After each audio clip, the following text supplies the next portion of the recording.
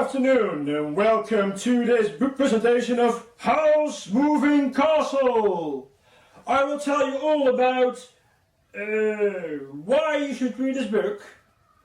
I will tell you what's it all about, and I will tell you the themes of this book. And where I would put my focus on the book. And what I would like my pupils to learn from the book. Yes.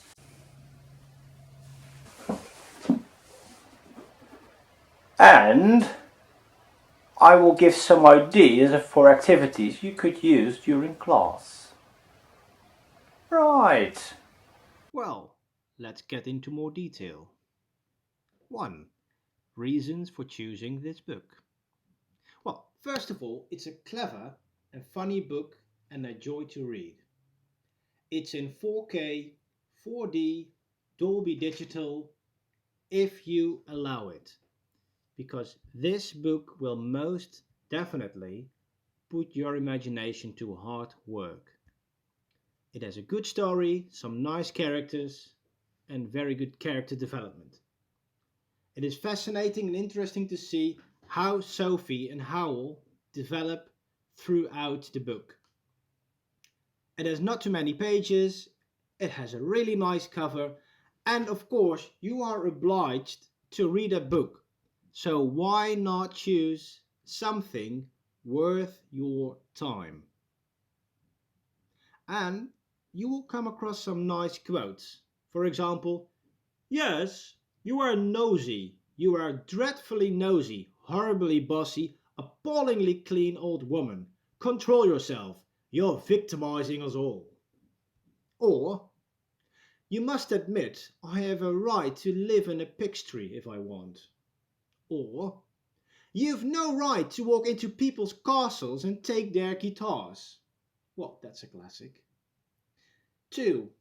Plot in short. Young Sophie Hatter is cursed by the Witch of the Waste and turns into an old hag.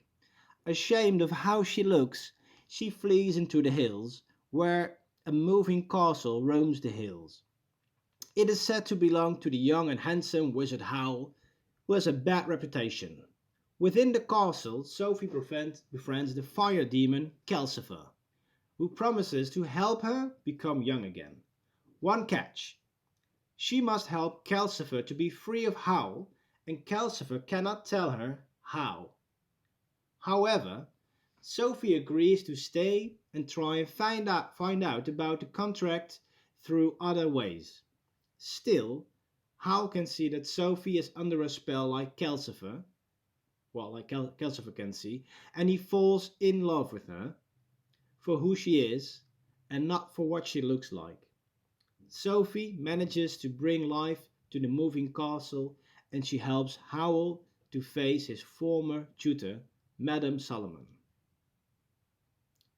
3. Themes.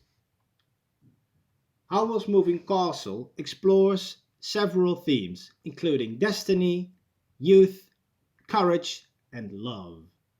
The first two are central to Sophie's progression. Early on, her perceived notion of destiny makes her believe that she is doomed to fail because she is the eldest of 3 sisters.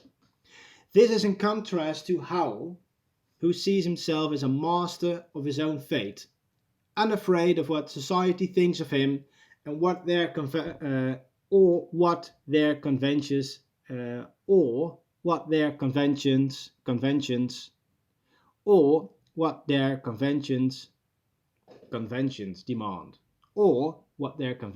demand.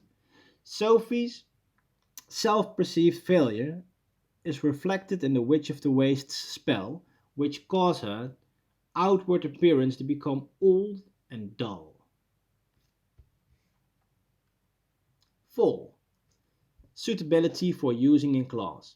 Howl's Moving Castle can be used in a variety of ways. One way is to use this book as a social construct. Pupils can learn a lot on a social, emotional level from this book.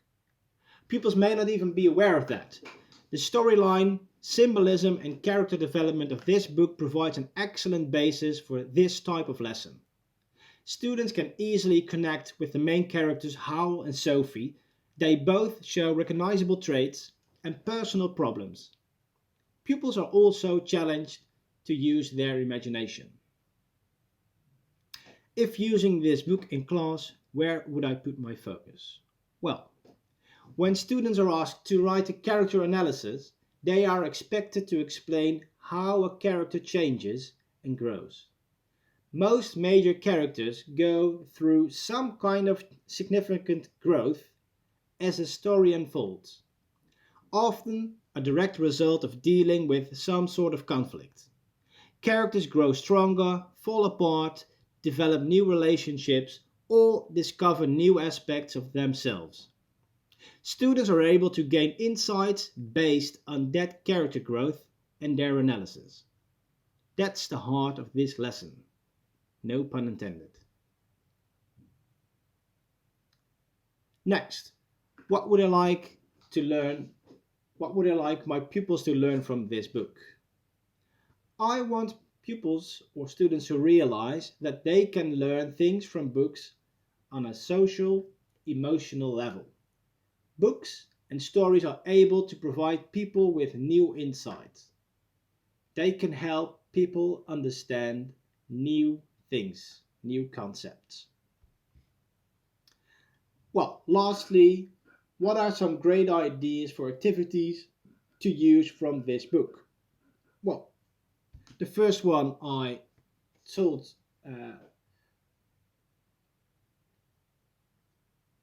the first one we explored already, that's a character analysis. A second possible activity is map making. Students can draw a map of the setting of a scene from this book. And this can, of course, be done with all kinds of books. Second activity, audiobook. They can read along with an audiobook to work on their reading and speaking skills at the same time. Then, acting out. Pupils can act out a dialogue from this book.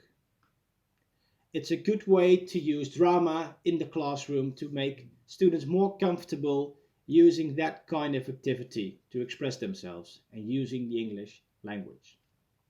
And lastly, rewrite a story. Ask students to rewrite a scene or dialogue from a different perspective. Instead of from the main character, use another character to describe the same scene and see if they can gain new insights from that different perspective.